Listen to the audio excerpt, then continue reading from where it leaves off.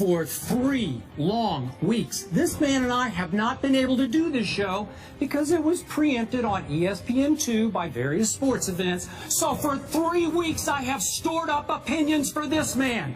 I am about to unleash. He had better be ready. You're not supposed to make me laugh. Am I really supposed to be worried about you? Yes, you are. Here we go.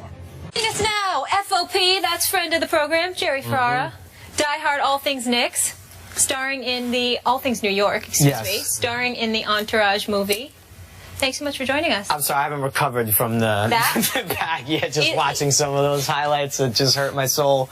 Either has this guy. That's why he's just quiet over there. Let's talk about your Knicks, because we talked about... You know what? I can just leave now, because I don't think I'm going to get a word in edgewise between No, Go ahead and talk, Skip. Yeah. Just don't irritate me. Yeah, I'm about to. Listen, Skip already won. We talked about his Spurs. Your Knicks. Let's talk about what they did or didn't do, for that matter. And I really want to hear what you have to say, because I missed you guys being away so long. So much has happened, and now you're back. But look, I'm being a little foolish, because I'm very, very excited, because I think we could win more than 17 games with this team. I'm actually contemplating. Stephen A., you should come. I want to go to the Knicks-Lakers Summer League game after this, because I think that's the biggest, best matchup we're going to get. When is it? 2 p.m. today. 2 p.m. today? We go right from here. Got a private jet to go to Vegas? Well, maybe one of our friends who's watching, somebody reach out, give us a lift. Maybe. In and out, see D'Angelo versus Kristaps. I would do that. I'd do that if you had a private jet. He's won me over. He's won me over. He has? He has. At 7 feet 3 inches tall? Here's my issue with the pick, okay? If he turns out to be an 11-5 guy, which would be a very nice NBA career, I still think it's going to be a disappointment. There's so much hype now around him being Dirk, which is almost impossible to live up to that. I think if he has a solid career, it's still never going to be enough. And that's what concerns me the most. I love the Jerry and Grant move. We actually, and again, I'm getting caught up in the Summer League stuff. It looks like my pickup game at times, but he looks good in the Summer League. Go ahead, Skip. Well, Porzingis looks good in Summer League. Yeah, he looks fantastic. You're going to hang your hat and Phil Jackson's hat on Porzingis in the Summer League, where, to my eye, as I watch him in Summer League, he can't get any inside position on anybody because he weighs like 165 pounds. He did get back down quite a few times. He's going to have to put some weight on, but I think that... Protein shakes. More than that. We're going to have to send him more than that. I'm not hanging my hat on it. I'm hanging my hat on the fact that the Knicks in the East actually have a young team now that is worth watching on an excitement level. Whereas last year we were sold the goods of Calderon and Jason Smith and expecting to make the playoffs with that team. That was never going to happen. We at least have a young team and are hopeful, and we don't have a draft pick next year, so this has to work. It has to. Do you see a highly skilled big man, Mr. Smith, and Porzingis, Kristaps? He's great on Instagram. Is he? He's pretty good. I got to check that out. See, Skip's messing with me, man. Let me be fair. Let me be very clear, because when I went on SportsCenter, that was immediately after the draft. I remember. Came out of vacation. Usually, because ESPN, they paid me, and if they call me, I'm going to come, whether I'm on vacation or not. This was different, because I called ESPN and told them, make room for me on tonight's SportsCenter, I'm coming on. It was immediately after the pick. And here's what really rakes my nerves. And it rakes my nerves to a point where it's hard for me to contain myself, but I'm going to try because I've exploded enough. It's not about Porzingis and his talent. He's 7'1". They say he was 7'1", maybe 7'1", 7'3", whatever the case would be. Only 220. That's enlisted at 220 or whatever. He's got some skills. He's in Europe. He looks athletic and mobile. Didn't look bad in Summer League. Didn't look that great to me. But here's the point. It totally deviates from what Phil Jackson sold us on. Phil Jackson said, it's not a project. It's not about building for the long term. I'm sorry, and I'm not joking. I'm dead serious. I could do the job that Phil Jackson did last year. You tanked the season. You're so god-awful that you end up with a top 4 pick, and you pick presumably the best talent available at the number 4 slot. But you traded Tyson Chandler, who was approaching the last year of his contract, okay? You didn't have to let him go, all right? Ultimately, you traded J.R. Smith and Amon Shumpert before the trading deadline. And you kept them within the daggone conference, by the way, for 2 draft picks and 2 trade exceptions, all right? Not only did you do that, you tried to sell us on Jose Calderon, okay? We still haven't bought it. There's still an APB out for his game. All we say about, this is what we say about Jose Calderon. He's such a nice guy. I mean, what? That's the best you've got? And then on top of it all, you turn around and you sign Carmelo to $124 million. It's a rebuilding process. Now, had you told us that, do you know what we would have said to Phil? Go ahead and let Carmelo go. Or sign and trade him. Don't bother, because we don't need to watch Carmelo Anthony, one of the top 5 offensive players of this generation. We don't need to watch Carmelo Anthony lose night in and night out. Let him go somewhere else, get something quality for him in return, and build. And it would have been a reclamation project that we all would have accepted, because you know what? All right, you sold us on that. You told us. The problem is, Phil didn't tell us that. He said it's the Eastern Conference. We should be able to compete for playoffs. I just need to make these moves. And clearly, he lied. He hoodwinked us all. The man went on 3 road trips last year, ladies and gentlemen. 2 of them were to L.A. Clippers, Lakers. I'm sorry, doesn't he live out here? I do believe he lives out here. That doesn't count as a road trip. That counts as you going home. Other than that, you went to London. The man listen, when you got executives, watch these executives in this league. They're all over the place. They're at Summer League, they're at the games, they travel on the road. Not Phil Jackson. And if you're going to develop, I like Derek Fisher. You know how I feel about Derek Fisher. But if you're going to develop talent, don't you need to have somebody who's experienced as a coach in developing talent, as opposed to somebody who's never coached on any level in his life? Everything Phil Jackson has done, he has lied to us. And that's the issue. He didn't intentionally hoodwink you. He thought, I am Phil Jackson.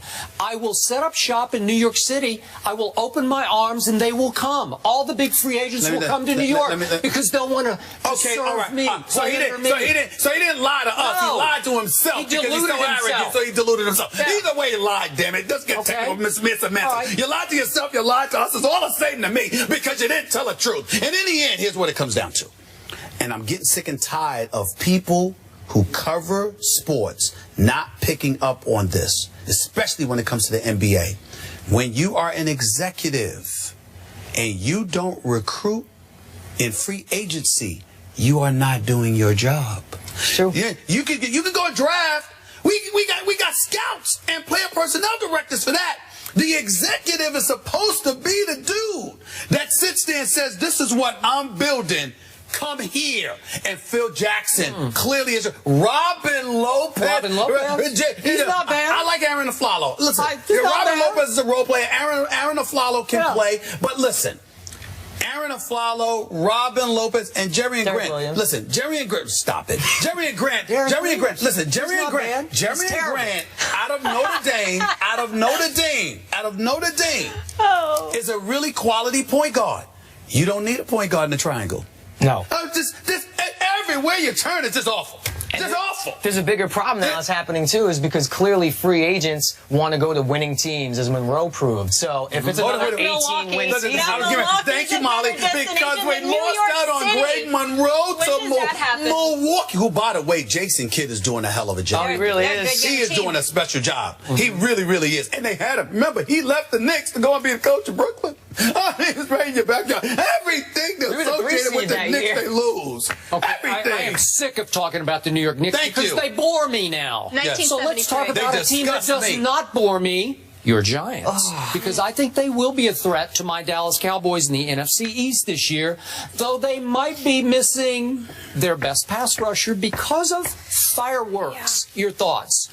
Well, when I first heard that, I was hoping that it was just something that was maybe going to be over-reported and was a minor thing and there wasn't much going on in the news cycle. And then you start hearing, like, we don't think it's career-threatening, so my radar went up immediately. And then there literally comes into play, like, his career. It's not even so much like as a Giant fan, yes, I want him on the field, but then also on the human level, like, you don't want to see, and I say kid with all due respect because he's younger than me, lose a career because of an accident like that. I do wish that, you know, some of these guys would just realize you just can't do the things that you used to enjoy doing as a kid. It's just a level of you got to put it down and let someone else do it. All right, can we stop with the niceties? He was stupid. I mean, that's just what it comes down to. You got $14.8 million on the table to sign for. Let's light them off. And you're gonna play around with fireworks? Really? You don't know better than that? I have no patience. Look, I am allergic to idiocy. There's a lot of things that we can tolerate. Idiocy shouldn't be one of them. There's certain dudes that deserve to miss a season just because they do something stupid. Just because they do something stupid. Right, but not a career. And that's why I started to feel nervous, because when they start saying career, it won't end his career. No, but I'm saying that was the he might not be able to grab as well, but it's just fractured and it's not going to end his career. He's going to play, but he ain't throwing the football. He'll be all right. Yeah. Well, we'll see. We'll see. I have never understood how in this great country of ours we celebrate our independence every 4th of July by lighting small bombs in our hands. I don't really get it, but he did it. That should be in the contract. I always tell you, you shouldn't be in clubs after midnight. That should be in the contract. Skydiving, bungee jumping, motorcycle riding, firecracker popping on the 4th of July. It is idiocy of the highest order. And he comes off to me every time I see him interviewed or I watch him on the sidelines. He's like an overgrown kid, and I don't think he's grown up. Maybe he'll grow up now. Well, listen, here's the embarrassing part. The New York Giants fly from New York to go see you. And they can't get in to see you because your family or whomever it was shielding the Giants from getting in to see you. And you thought hiding for them would elevate your stock? I mean, really? I mean, really? You don't think that they would have something inside of them that says, maybe this is worse than what it appears? Because we want to see you and we can't even see you? Really? You know, you're taking millions from them. And by the way, JPP hasn't been the same in years.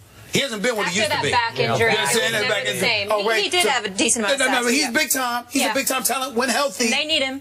And they need him. And bottom line, I do think they're going to be really good next year. I think the Vereen pickup is going to be great for them because when Eli had like Ahmad Bradshaw to throw to, it changes his whole game. It does limit the interceptions a little bit, and I think Vereen is the best in the business at that. That offensive line is still suspect, y'all. It is, and I think having a good pass-catching running back will help alleviate some of that pressure as well. And if Victor Cruz is healthy, their offense is going to be legit. I think also the defense does have some problems, and if you lose JPP, it's not the same. Making me feel better about my Cowboys now. I see. That's where I like to set you up that way. By default. I like to set you up that way. You should feel very good about your Cowboys. Jerry, thanks so much for stopping by. Again, always a pleasure. I love when you guys are out here. Welcome back. And one last thing. We had a long talk a few years ago. Bubba Watson, will he win another major or not after his first Masters? I said yes. You said no. I had the research team check. He's got one since. I'm not often right. Is he going to win another one? Yeah, why not? Next weekend? Yes, why not? I think Jordan Spieth actually has a shot to win 3 in a row. Well, that's really stepping out. When well, you it just is. Under 20. Well, it is when he just won the John Deere Classic, and now he's got to fly to St. Andrews. I'm just saying, you acting like that's a big deal. You're really stepping out on a limb there the way he looked. Guys, speaking of 3 championships, Dwayne Wade has that, and he decided to keep his talents in South Beach, but have the Heat done enough to compete with the Cavs in the East, that weak Eastern Conference? That debate is coming up next.